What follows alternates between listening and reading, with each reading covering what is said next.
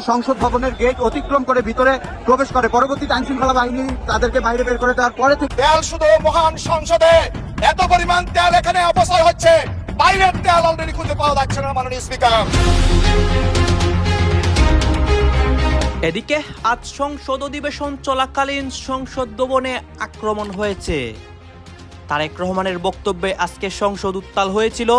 সারা দেশেই নতুন পরিস্থিতি হয়, জামাত বিএনপি মুখোমুখি। বিএনপির সমস্ত অনিয়মের বিরুদ্ধে জামাত ইসলামী এখন থেকে সোচ্চার হবে, সোচ্চার হচ্ছে। আর কোনো খাতির নাই, এতদিন অনেক খাতির করেছে। যেমন হাসনাত আব্দুল্লাহ রাজের বৃহৎ পরিসরে মানে সাংবাদিক, উকিল, ব্যারিস্টার থেকে শুরু করে সকল পেশাজীবীদের মধ্যে মানে স্কুল কলেজের শিক্ষকদের মধ্যেও আওয়ামী লীগের দোসর চিহ্নিত করেন। সেই প্রকল্পের যে মডেল, সে মডেল অনুসরণ করলে বক্তব্য রাখতে গিয়ে বলে ফেলেছেন মন্ত্রী টোন, আপনার সাহায্য প্রার্থনা করে আপনি এখনই পারেন সিদ্ধান্ত দিতে। টোনটি শব্দটা এক্সপান্স করে দেবেন। ধন্যবাদ মাননীয় হুইপ। টোন 3 মাননীয় হুইপের পয়েন্ট অফ অর্ডার বলুন।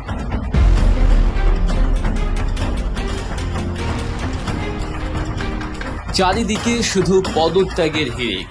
দেশ আর রাষ্ট্র চালাতে গিয়ে রীতিমতো হিমশিম খাচ্ছে বর্তমান সরকার। সবকিছু যেন একেবারে এলোমেলো হয়ে গেছে। বিরাট বিরাট সব ঘটনা ঘটছে চোখের সামনে, যা দেখে রাজনৈতিক বিশ্লেষকরাও অবাক।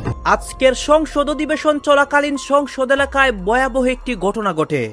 আপনারা জানেন, সংসদের প্রত্যেকটা অধিবেশনে প্রত্যেকটা এমপির বক্তব্যে সংসদ গরম হয়। আজকে দেখতে পারি জামাতের এমপিরা, অন্যদিকে তারেক রহমানের বক্তব্য মুখোমুখি ধাওয়া পাল্টা দেওয়া হয় এবং এইটার প্রতিক্রিয়া সারা দেশের মধ্যে ছড়ায় এবং সংসদের বাহিরে ঝামেলা হয়। আপনারা সম্পূর্ণ ভিডিও দেখবেন এই মুহূর্তে সংসদের বাহিরের পরিস্থিতি এবং সংসদের অনেকের বক্তব্যে সংসদ যে উত্তাল হয় এবং স্পিকারও রেগে গিয়ে অনেক সিদ্ধান্ত নেন। সবকিছু দেখতে পারবেন এই একটি ভিডিওতে। আপনারা সম্পূর্ণ ভিডিওটি ধারাবাহিক কন্টিনিউ করবেন। তেল শুধু মহান সংসদে এত পরিমাণ তেল এখানে অপচয় হচ্ছে, বাইরের তেল অলরেডি খুঁজে পাওয়া যাচ্ছে না মাননীয় স্পিকার। গত রাত্রে আমি 2টা পর্যন্ত রাস্তায় দাঁড়িয়ে থাকতে হয়েছে, আমি তেল পাই নাই।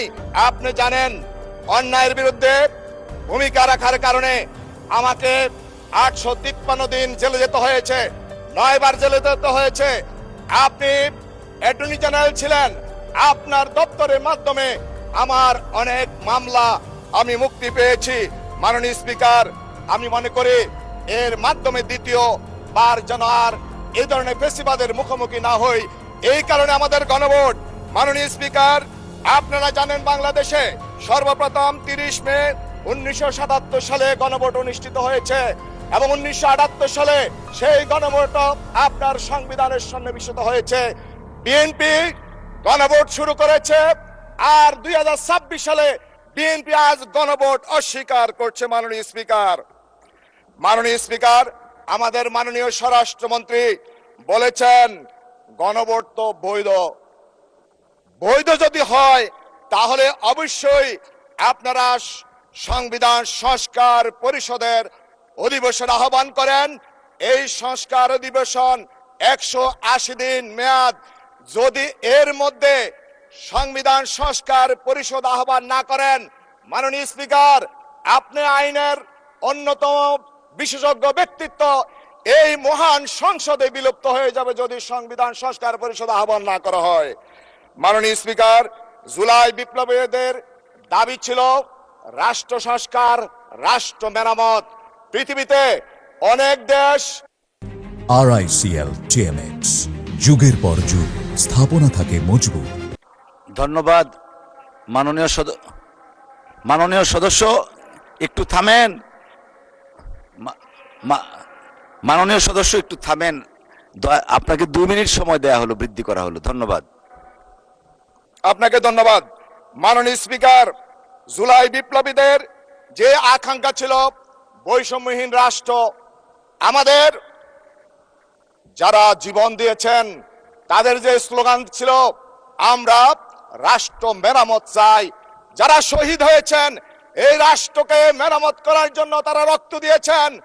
রাষ্ট্র যদি এই সংবিধান পরিবর্তন না করে, সংশোধন করে, তাহলে রাষ্ট্র মেরামত হবে না। আমি আপনার মাধ্যমে আমি মহান সংসদে সেই দাবি তুলছি। মাননীয় স্পিকার, আমার মাননীয় সিনিয়র সদস্য ফজলুল হক মিলন সাহেব বলেছেন, জুলাই সনদ মানুষের কল্যাণের জন্য, রাজনীতিতে গুণগত পরিবর্তনের জন্য। চারিদিকে শুধু পদত্যাগের হিড়িক। দেশ আর রাষ্ট্র চালাতে গিয়ে রীতিমতো হিমশিম খাচ্ছে বর্তমান সরকার। সবকিছু যেন একেবারে এলোমেলো হয়ে গেছে। বিরাট বিরাট সব ঘটনা ঘটছে চোখের সামনে, যা দেখে রাজনৈতিক বিশ্লেষকরাও অবাক। এভাবে কি আদৌ দেশ চালানো সম্ভব? কত ধানে কত চাল, তা এবার হারে হারে টের পাচ্ছে সরকার।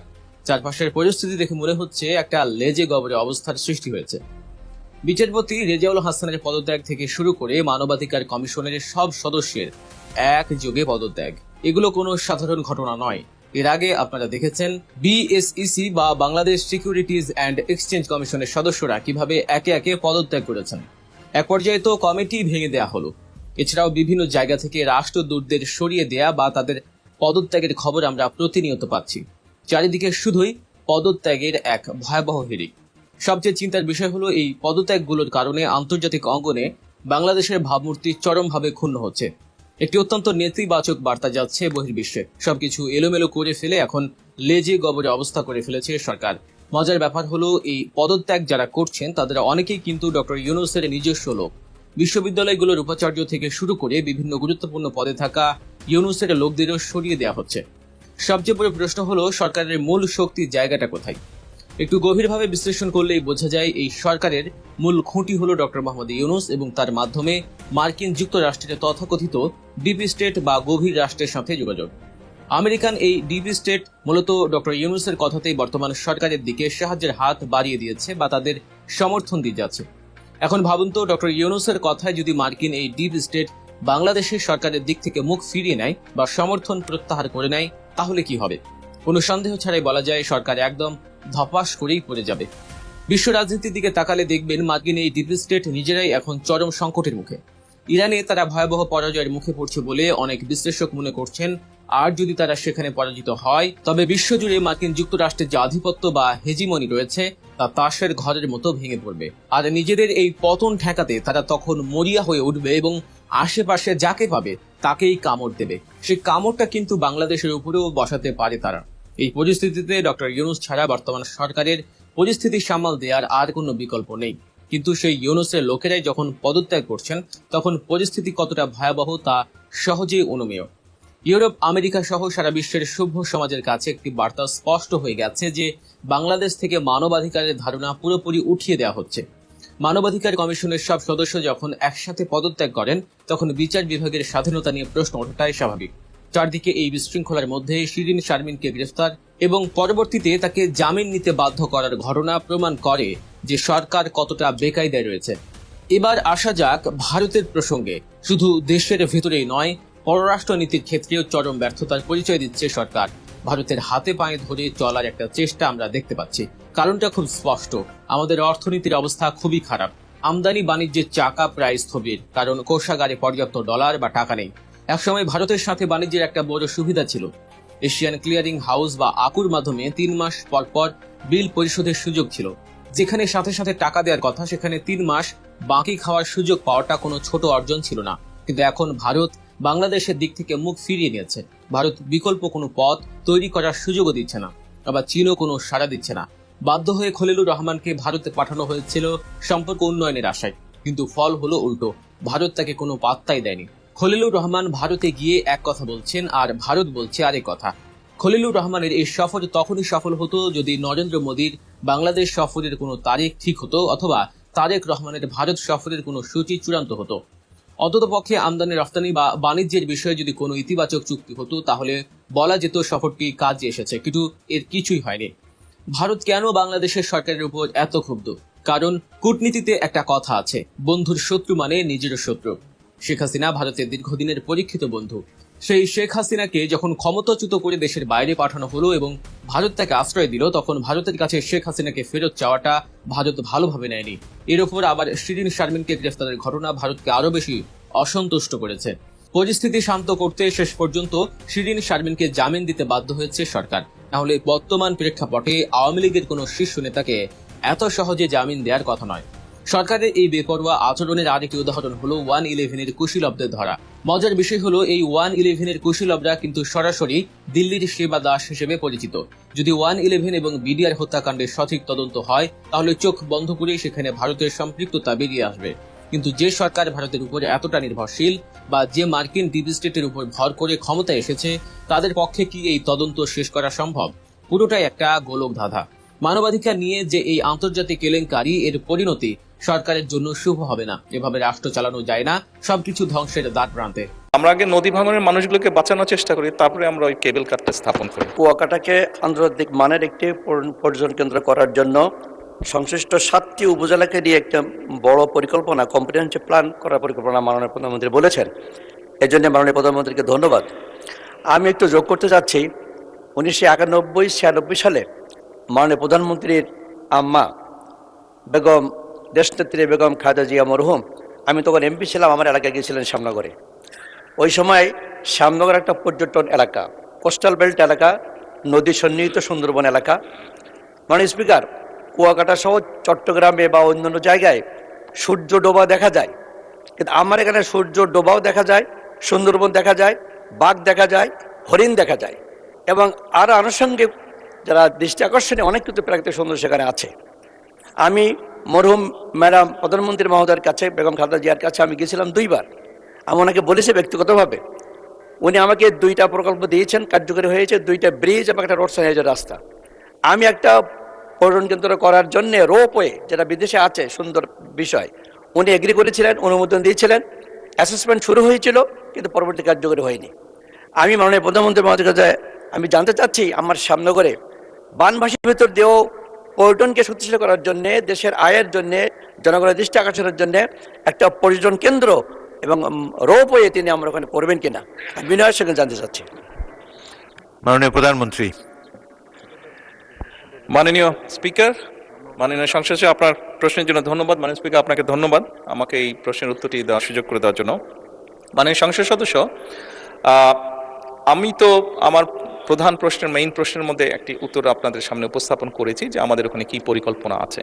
আপনি রোপওয়ের যেটা বিষয়টি বললেন, কেবল কারের যে বিষয়টি বললেন, এটি আমরা সম্ভবত বিবেচনা করতে পারি অবশ্যই। আপনি যদি আবারও এই বিষয়টি নোটিশটি পাঠান, সেক্ষেত্রে আমরা এটা সম্ভবত বিবেচনা করতে পারি। তবে এই মুহূর্তে অন্য পরিকল্পনা যেগুলো আছে সেগুলো তো পর্যায়ক্রমিকভাবে আমরা বাস্তবায়ন করব। তবে এখানে আরেকজন সংসদ সদস্য নদী ভাঙনের কথা বলেছেন, মনে হয় একই সমস্যা আপনার ওখানে খুব সম্ভব আছে। তো আমরা আগে নদী ভাঙনের মানুষগুলোকে বাঁচানোর চেষ্টা করি, তারপরে আমরা ওই কেবল কারটা স্থাপন করি। বিএনপির সমস্ত অনিয়মের বিরুদ্ধে জামাত ইসলামী এখন থেকে সোচ্চার হবে, সোচ্চার হচ্ছে। আর কোনো খাতির নাই, এতদিন অনেক খাতির করেছে। যেমন কোথাও কোনো সড়ক দুর্ঘটনা হলে জামাত তার জন্য দোয়া করত এবং আল্লাহর কাছে সাহায্য চাইত, এবং সড়ক দুর্ঘটনায় কেউ নিহত হলে তার জন্য সহযোগিতা নিয়ে যেত। কিন্তু এই সড়ক দুর্ঘটনার জন্য সরকারকে কাঠগড়ায় দাঁড় করাতো না, সরকারের কাছে কোনো জবাব চাইতো না। এই খাতিরটা করতো, কিন্তু এখন আর খাতির করছে না। সড়ক দুর্ঘটনা হলো সেখানে জামাত সরকারকে কাঠগড়ায় দাঁড় করাবে এবং দাঁড় করাচ্ছে। কারণ সড়ক দুর্ঘটনা হয়েছে কেন? আপনার বিআরটিএ ঠিক মতো লাইসেন্স দিয়েছে কিনা, অথবা সড়কে কোনো ত্রুটি ছিল কিনা, ফিটনেসবিহীন গাড়ি কিনা, অথবা যে ড্রাইভার অ্যাক্সিডেন্ট করেছে সেই ড্রাইভারের ট্রেনিং এর ঘাটতি ছিল কিনা, এবং এগুলো প্রপার ম্যানেজমেন্ট সরকার করেছে কিনা, মানে কড়ায় গন্ডায় হিসাব নেয়া, সেটা জামাত করছে, করবে, শুরু করেছে। তো দর্শক, শুধু এটা না, যেমন কুষ্টিয়ার দৌলতপুরের সেই ফিলিপনগরে এক কথিত পীরকে পিটিয়ে হত্যা করা হয়েছে মাফ করে। তো এই জন্য সরকারকেই কাঠগড়ায় দাঁড় করাবে জামাত, এবং জামাতের লোকজন আনুষ্ঠানিকভাবে যতটুকু কথা বলেছে সরকারকে এই কাঠগড়ায় দাঁড় করাচ্ছে। কারণ সেই ভণ্ডপীর, সে ভণ্ডপীরের যে ভণ্ডামি এবং ইসলাম বিরোধী কার্যক্রম ধর্মপ্রাণ মানুষকে ক্ষুব্ধ করেছে, তার বিরুদ্ধে সরকার কেন ব্যবস্থা নেয়নি? সরকার কেন সেই পীরকে গ্রেপ্তার করেনি? হ্যাঁ, এই পীর আগেও গ্রেপ্তার হয়েছিল, আওয়ামী লীগের আমলে গ্রেপ্তার হয়েছিল, তো বিএনপির আমলে গ্রেপ্তার হয়নি। বিএনপির প্রশাসনের কাছে বারবার স্থানীয় আলেম ওলামারা, তৌহিদি জনতা চিঠি দিয়েছে, ব্যবস্থা নেওয়ার কথা বলেছে, কিন্তু প্রশাসন তো ব্যবস্থা নেয়নি, বরং বিএনপির প্রশাসন আরো প্রশ্রয় দিয়েছে। অতএব ওভারঅল দায়ী হচ্ছে সরকার। সরকারের ব্যর্থতার কারণেই জনগণ আইন নিজের হাতে তুলে নিয়েছে এবং এই মব হয়েছে। এই জন্য প্রত্যেকটা বিষয়, বিএনপির সমস্ত অনিয়মের বিরুদ্ধে জামাত এখন থেকে সোচ্চার হচ্ছে এবং সরকারকে এই কাঠগড়ায় দাঁড় করাবে, কোনো ছাড় পাবে না, খাতির পাবে না। দর্শক, কুমিল্লায় সড়ক দুর্ঘটনায় নিহতের ঘটনায় শোক, সড়ক ব্যবস্থাপনায় অনিয়ম, বিশৃঙ্খলা ও অব্যবস্থাপনা বিরাজ করছে জামাত আমির। এখন হ্যাঁ, জামাতকে আরেকটু স্মার্ট হতে হবে এই কাজ করতে। আপনারা দেখলেন এখানে কি কথা হচ্ছে, অনেকে কিন্তু অনেক কথা বলতেছে, অনেকে আলোচনা করতেছে, অনেকে সমালোচনা করতেছে। বিশেষ করে এখানে সংসদের ভিতরের ঘটনা এবং দেশের বর্তমান পরিস্থিতি এবং দেশের রাজনীতির পরিস্থিতি নিয়ে যে সংসদে অনেক কথা হয়, বাহিরেও অনেক কথা হয়, এগুলোর আলোচনা সমালোচনা হয়েছে। দর্শক শ্রোতা, এই বিষয়গুলো দেখে এবং দেশের রাজনীতির প্রেক্ষাপটগুলো নিয়ে আপনার মন্তব্য কি? আপনার গুরুত্বপূর্ণ মন্তব্যটা অবশ্যই আপনারা আমাদের কমেন্ট বক্সে লিখে যাবেন। সর্বশেষ আপনাদের কাছে আমাদের একটা রিকোয়েস্ট থাকবে, আপনারা আমাদের চ্যানেলে নতুন দর্শক হয়ে থাকলে চ্যানেলটি সাবস্ক্রাইব করবেন এবং পাশে থাকা বেল বাটনটি বাজাবেন, যাতে করে নেক্সট ভিডিওটা সবার আগে আপনাদের কাছে পৌঁছে যায়। ধন্যবাদ।